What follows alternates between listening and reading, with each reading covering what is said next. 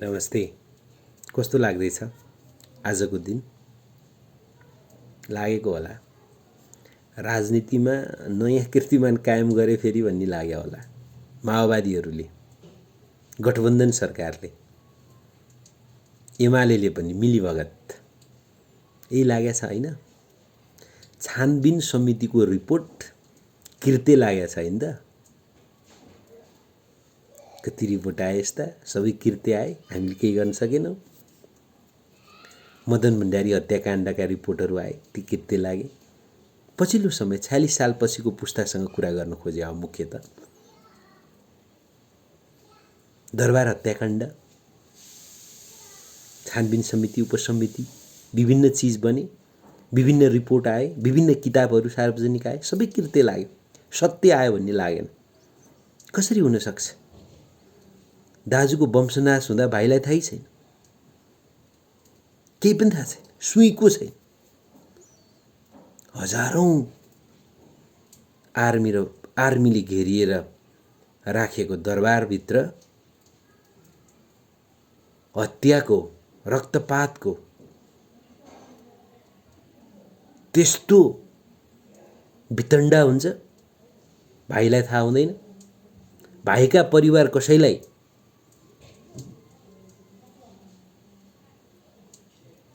आघात पर्ने गरी आक्रमण हुँदैन। दाइका सन्तान एउटा पनि नबाँच्ने गरी, सिलै नरहने गरी नष्ट हुन्छ भनिन्छ। रिपोर्टहरूले अर्कै कुरा देखायो। कुन रिपोर्टहरू? जेसुकै रिपोर्ट आएका हुन्, जनताले ती रिपोर्टहरू विश्वास गरेका छैनन्। बालुवाटार जग्गा काण्ड,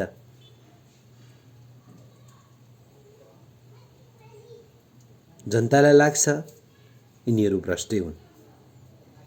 जनतालाई थाहा छ यिनीहरूले भ्रष्टाचार गरेको कुरा लुकाउन यिनीहरूले विभिन्न वितण्डाहरू, हत्कण्डाहरू मच्चाएका मात्रै हुन्। यिनीहरू वास्तवमा अपराधी हुन्। अरूको के कुरा गर्नु? न्यायालयले गरेका फैसलाहरूमाथि नै जनतालाई विश्वास लागेको छैन। जनतालाई बेसरी लागेको छ, त्यहाँ पनि मिलीभगत छ। न्यायाधीशहरूले प्रलोभनमा परेर राजनीतिक आग्रह पूर्वाग्रहको आधारमा, राजनीतिक ब्याकअपको आधारमा फैसला दिने गरेका छन्, जनतालाई लागेको छ। पछिल्लो अर्थमन्त्री काण्डमा पनि यही कुरा लागू भएको छ। त्यो छानबिन समितिको प्रतिवेदनले अर्थमन्त्रीलाई चोख्याएको मात्रै छ, अरू केही पनि गरेको छैन। किन चोख्याएको छ भन्दाखेरि सत्तामा भएका र सत्तामा अहिले नभएका, हिजो भएका सबै शक्तिहरूले आफूले सके जति अकुत भ्रष्टाचार गरेका छन्, अख्तियारको दुरुपयोग गरेका छन्। आफूलाई, आफ्ना आसेपासेलाई, आफ्नो पार्टीलाई, कार्यकर्तालाई, तिनका नातागोतालाई पोषेका छन्। एउटाले पनि छोडेको छैन। त्यसैले आर्थिक अपराधलाई अपराध मान्ने राजनीतिक नेतृत्व हामीसँग छैन। अब कसरी न्याय हुन्छ? अब कसरी हामीले राजनीतिक नेतृत्वले न्याय गर्ने गरी छानबिन अगाडि बढाउँछ भनेर सोच्न सक्छौँ? ती छानबिन समितिहरूमा राष्ट्रिय अन्तर्राष्ट्रिय विज्ञहरूको सामेल गर्नु यिनीहरूलाई आवश्यकता नै महसुस हुँदैन। किनभने यिनीहरूको मुख्य उद्देश्य भनेको पाप र अपराधलाई लुकाउनु हो। पाप र अपराधलाई माफ गर्नको लागि एउटा कानुनी प्रक्रिया पुरा गरिदिनु मात्रै हो। पाप र अपराधको पर्दाफास गर्नु होइन। त्यसो भएको भएर पटक पटक छानबिन समितिहरू बने पनि तिनले दिने रिपोर्टमाथि जनतालाई विश्वास लागेको छैन र जनतालाई थाहा छ यो विकृत राजनीतिको श्रृङ्खलामा नयाँ कीर्तिमानी बाहेक अरू केही पनि होइन। कुरा त यति नै हो। त्यसो भएको भएर म तपाईहरुलाई के अनुरोध गरौँ भने, हेर्नुस्, अहिले भएका राजनीतिक पार्टीहरूले यो देशलाई निकास दिँदैन। विकास र समृद्धिको यात्रा सुरु हुँदैन। लोकतन्त्रको पनि विकास हुँदैन। हाम्रा समस्याहरू सधैँभरि जिउको त्यौँ राख्नको लागि यी राजनीतिक पार्टीहरूको पछि लागेर हामीले हाम्रो जीवनको अमूल्य समय बर्बाद गर्नु हुँदैन। यसको लागि हामीले नयाँ कुरा सोच्नुपर्छ। एउटा कुरा के हुन सक्छ भने यही व्यवस्थाको फ्रेमवर्कभित्र आवधिक निर्वाचनलाई प्रयोग गरेर सुधार खोज्ने,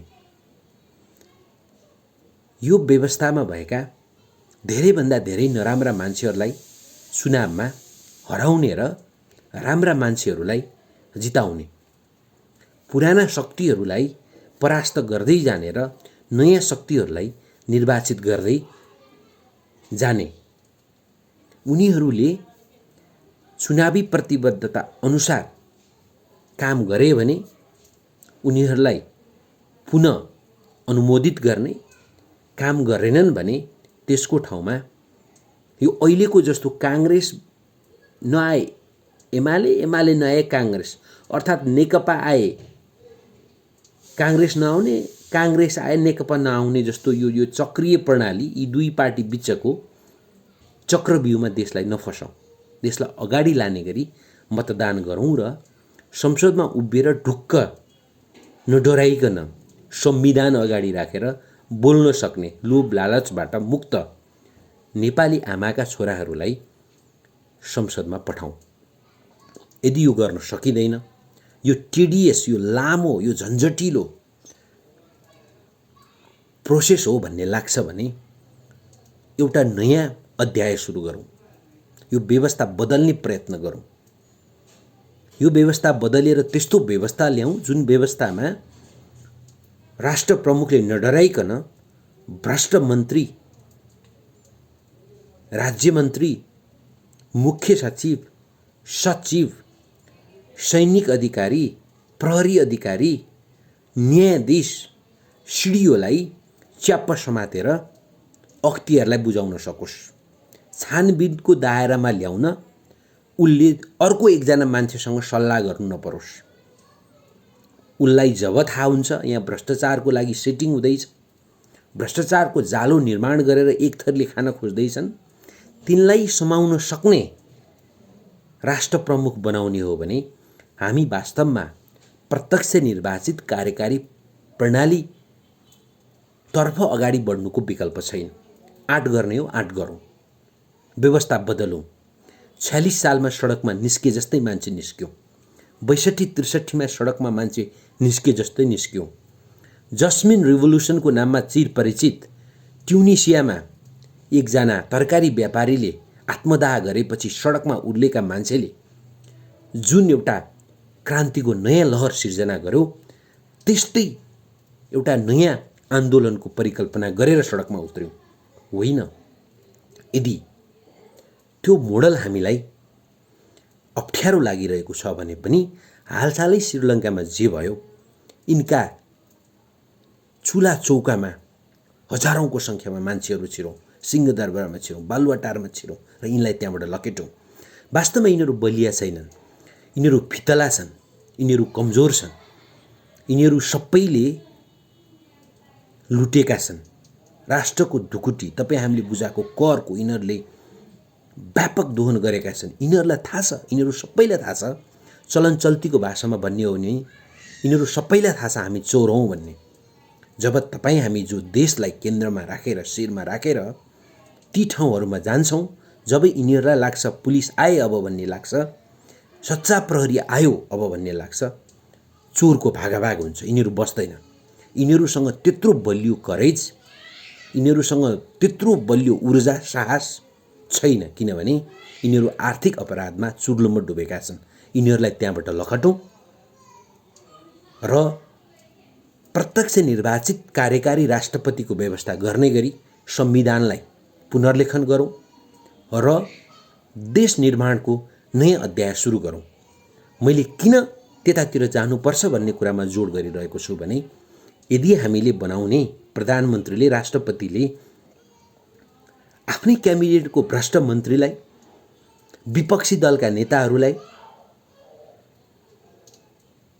त्यही सरकारमा काम गरेर सही काम नगर्ने सैनिक अधिकारीलाई, प्रहरी अधिकारीलाई, कर्मचारीलाई भ्रष्टाचार गरेको आरोपमा, कानुन बमोजिम काम नगरेको आरोपमा, ढिलासुस्ती गरेको आरोपमा समातेर केरकार पार्न सक्ने क्षमता नराखिदिने हो, नगरिदिने हो भनेदेखि यो देशको प्रगतिको गुन्जाइस छैन।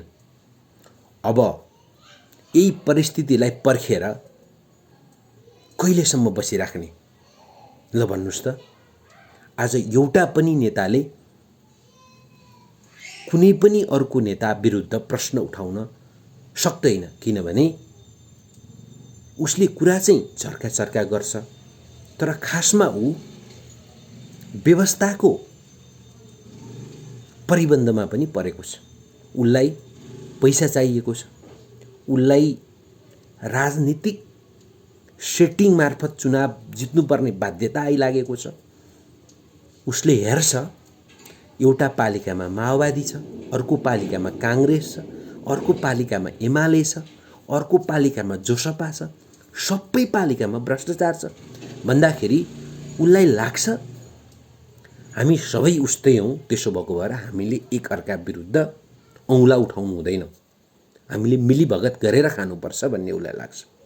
त्यसो भएको भएर म तपाईहरूलाई विनम्र अनुरोध के गर्छु भने, यदि तपाईँ हामीलाई यी पटक पटक बन्ने छानबिन समिति, उपसमिति, आयोग, विविध कुराले र समग्रमा अहिले भइरहेको राजनीतिक नेतृत्वले निराश गरेकै हो भने हामी निराश भएर नबसौँ, हामी यसको विकल्प खोजौँ। हामीले विकल्प खोजेनौँ भनेदेखि देश अरू धेरै वर्ष थलिनेछ। हाम्रो मात्रै होइन, आगामी पुस्ताको जीवन पनि बर्बाद हुनेछ। हाम्रा युवाहरू विदेश पलायन हुन रोकिने छैनन्। हाम्रो युनिभर्सिटीहरूमा पढाइ सुरु हुने छैन। हाम्रो कर्मचारी तन्त्रले काम गर्न सुरु गर्ने छैन। उद्योग धन्दा कल कारखानाको कुरै छोड्नुहोस्, एउटा मान्छेले लुटेर महँगो गाडी चढिरहेको छ, आइफोन बोकिरहेको छ, सुख सयलमा जीवन बिताइरहेको छ, देश विदेश डुलिरहेको छ भने अर्को मैदानमा मजदुर गरिरहेको मान्छेलाई त्यो देशमा काम गर्न जाँगर लाग्दैन। उसलाई पसिना छुटाउँदाखेरि उसले गर्व गर्दैन। हाम्रो देशको अवस्था यही भएको छ। यसलाई परिवर्तन गर्नको लागि हामीले तलबाट होइन माथिबाट हस्तक्षेप गर्नुपर्छ। कुलीन तन्त्रमा, राजनीतिक नेतृत्वको उच्च तहमा, व्यापारिक घरानामा जसले बिचौलियाको, दलालको काम गरिरहेका छन् त्यहाँ पहिला प्रहार गर्नुपर्छ। त्यसको लागि के हामी सडकमा निक्लिन तयार छौँ? यदि छौँ भने हामी निर्लज्ज, निरीह भएर यी सबै अन्याय र अत्याचारलाई नसौँ भन्ने मेरो अनुरोध हो। यही कुरा एउटा चरम वितृष्णामा तपाईहरू माझ राख्न यो भिडियो रेकर्ड गरेको हुँ। आशा छ तपाईहरूले यसलाई सकारात्मक रूपमा लिनुहुनेछ र आफ्नो आफ्नो तर्फबाट कसरी राजनीतिलाई परिवर्तन गर्न सकिन्छ त्यो दिशामा सोच्न बाध्य हुनुहुनेछ भन्ने आशा गरेको छु। सबैको जय होस्, नेपालको जय होस्। तपाईहरू सबैलाई नमस्कार, धन्यवाद।